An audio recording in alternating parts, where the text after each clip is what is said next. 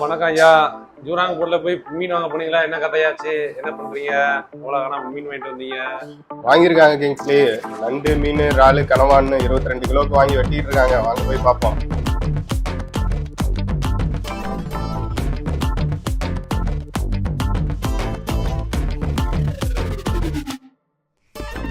கடலுக்குள்ள மீனாக ஆசை, நடந்துகிட்டே தூங்கணும்னு ஆசை, பறவை கிட்ட பாடணும்னு ஆசை, தவளை கிட்ட பேசணும்னு ஆசை.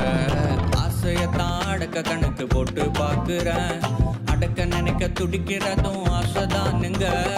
ஆசை இல்லாம மனுஷன் இங்க யாரு காமிங்க, கவலை கடக்கு கண்டுக்காம ஜாலி பண்ணுடே.